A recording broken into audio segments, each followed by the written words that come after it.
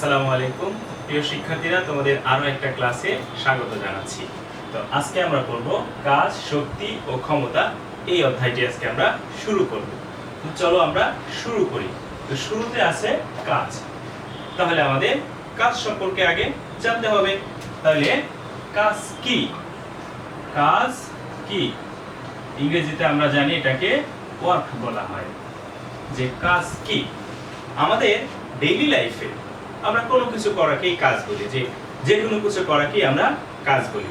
কিন্তু ফিজিক্সে কিন্তু যে কোনো কিছু করাকেই কাজ বলা হয় না।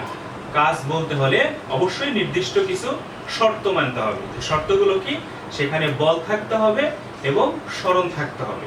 বল এবং সরণ দুটোই থাকতে হবে। বল এবং সরণের মধ্যে কোনো একটা যদি অ্যাবসেন্ট থাকে তাহলে কিন্তু কাজ হবে না।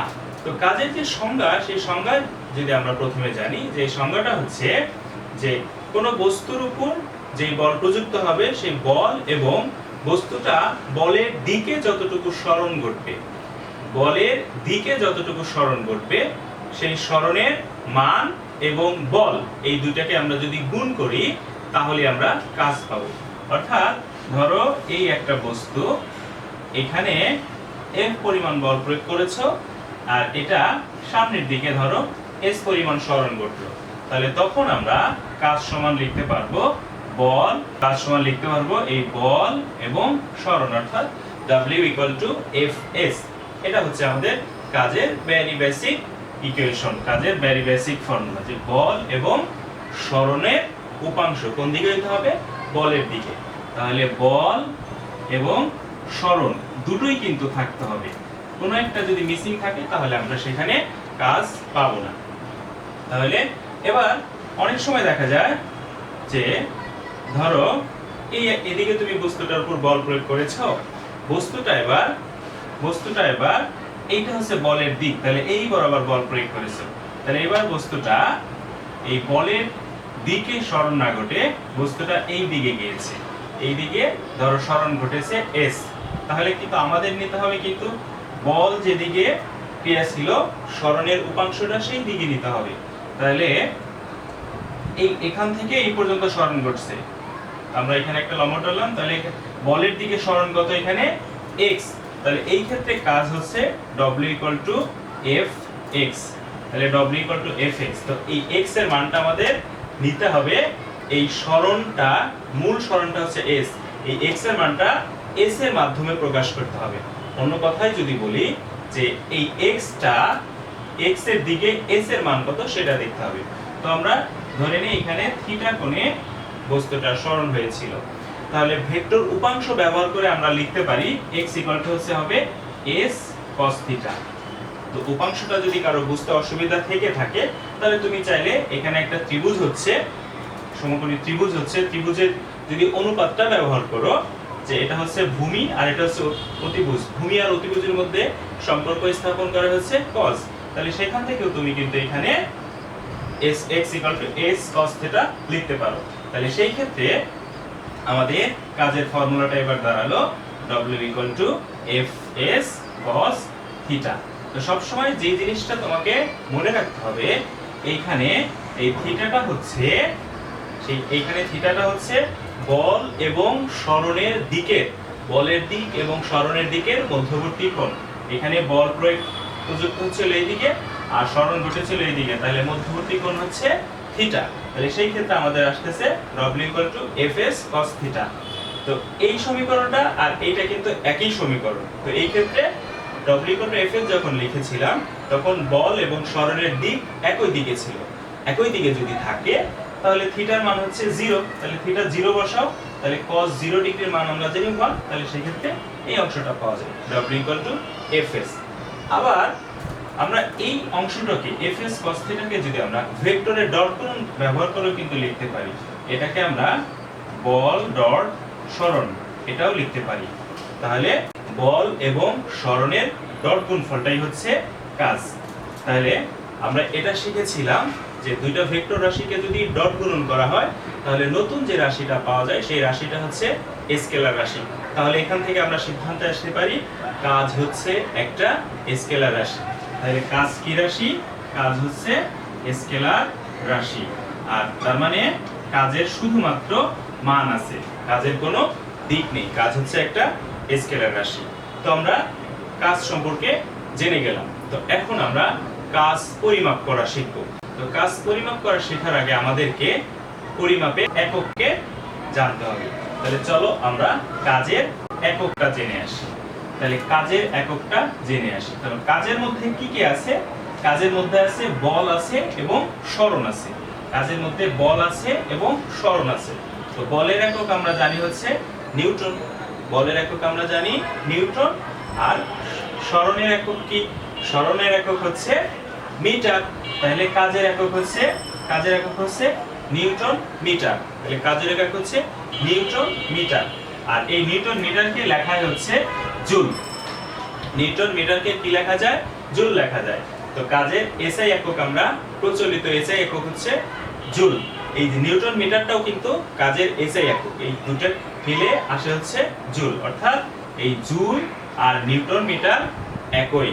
তাহলে অনেক সময় আমাদের পরীক্ষায় যে প্রশ্নটা আসে অনুধাবনমূলক প্রশ্নে, যে এক জুল কাজ বলতে কি বোঝায়? তাহলে আমরা এবার এক জুল কাজ কি পরিমাণ কাজ, এক জুল কাজ আসলে কতটুকু কাজ, এইটা বুঝতে হবে।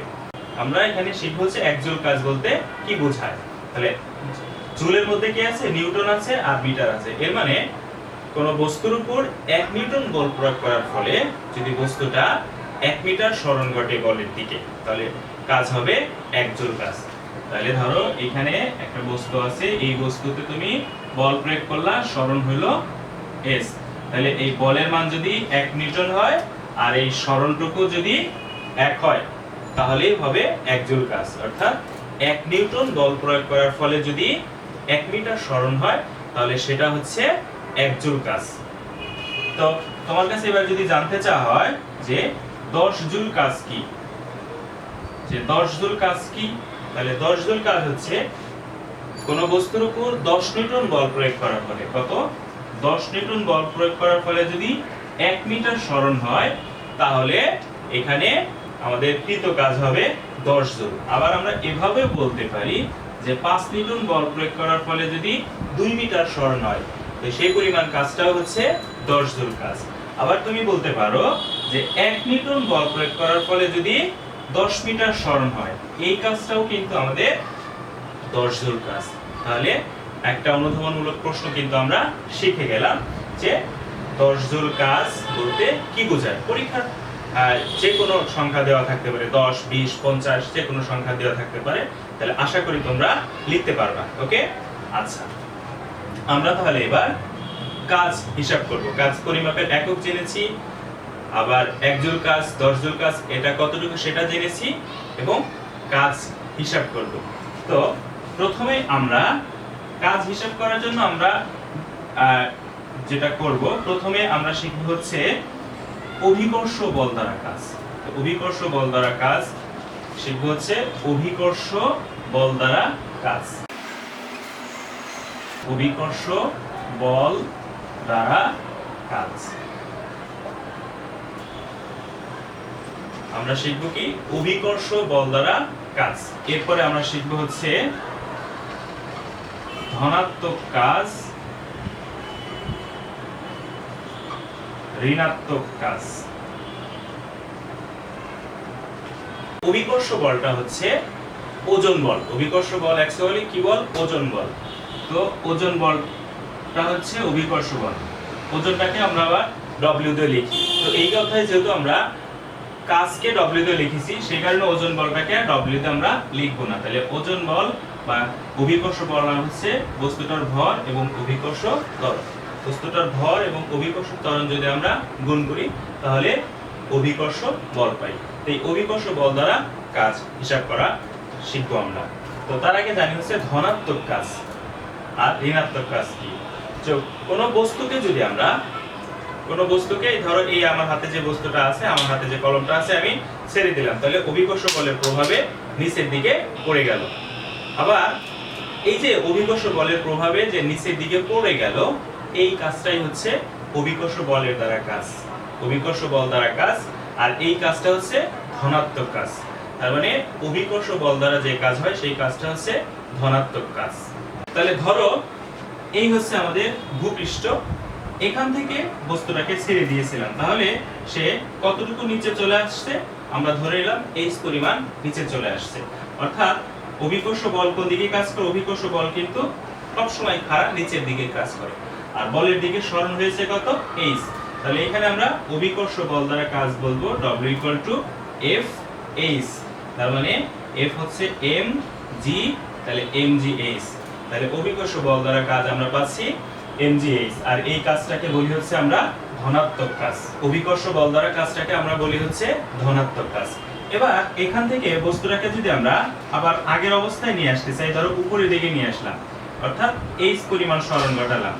এবার অভিকর্ষ বলটা কিন্তু নিচের দিকেই ক্রিয়াশীল আছে, তাহলে এবার অভিকর্ষ বলের বিপরীতে আমি সরণ ঘটাইলাম h পরিমাণ। তাহলে এইবার আমাদের কাজটা হবে ঋণাত্মক কাজ। এবার কাজটা হবে ঋণাত্মক কাজ। এই ক্ষেত্রে কাজ কত হবে? mgh। তাহলে এবার এই মানটা হবে কত? -mgh। তাহলে এখান থেকে আমরা ধনাত্মক কাজ এবং ঋণাত্মক কাজ শিখলাম, যে অভিকর্ষ বলের দ্বারা যেই কাজটা হয় সেই কাজটা হচ্ছে ধনাত্মক কাজ, আর অভিকর্ষ বলের বিপরীতে যেই কাজটা হয় সেই কাজটা হচ্ছে ঋণাত্মক কাজ। তাহলে আশা করি তোমরা ধনাত্মক কাজ, ঋণাত্মক কাজ এই দুইটার পরিচয় পেয়ে গেছো। তো এখন পর্যন্ত আমরা শিখলাম কাজের পরিচয়, কাজের পরিমাপের একক, কাজের সাধারণ সূত্র অর্থাৎ কাজ পরিমাপের সাধারণ সূত্র, অভিকর্ষ বল চিনলাম এবং অভিকর্ষ বল দ্বারা যে কাজ হয় সেটা দেখলাম, ধনাত্মক কাজ শিখলাম, ঋণাত্মক কাজ শিখলাম। তো ফাইনালি আমরা কাজ পরিমাপের ফর্মুলাগুলো যদি একসাথে লিখি তাহলে আমরা কি লিখতে পারবো? ফাইনালি কাজ পরিমাপের সূত্রগুলো আমরা পাশাপাশি লিখি। তো প্রথমে শিখলাম W = Fs, এরপরে দেখেছিলাম W = Fs cos θ। এরপরে আমরা দেখলাম অভিকর্ষ বল দ্বারা কাজ, অভিকর্ষ বলের জন্য কাজ হচ্ছে mgh। তো এখানে mgh যদি উপর থেকে নিচে পড়ে তখন এই কাজের মানটা, এই কাজটা হবে ধনাত্মক কাজ, আর যদি নিচ থেকে উপরের দিকে ওঠায় তাহলে তখন কাজটা হবে ঋণাত্মক কাজ। তো এই জিনিসগুলো আজকে আমরা শিখলাম। আরো শিখলাম হচ্ছে অনুধাবনমূলক একটা প্রশ্ন শিখে ফেলেছি, যে এত জুল কাজ বলতে কি বোঝায়, 20 জুল কাজ বলতে কি বোঝায়, 30 জুল কাজ বলতে কি বোঝায়। তো আমরা আজকে ক্লাসটা এই পর্যন্ত রাখছি। নেক্সট ক্লাসে আমরা কাজ হিসাব করা শিখব। তো সে পর্যন্ত সবাই ভালো থাকো, সুস্থ থাকো, আল্লাহ হাফেজ।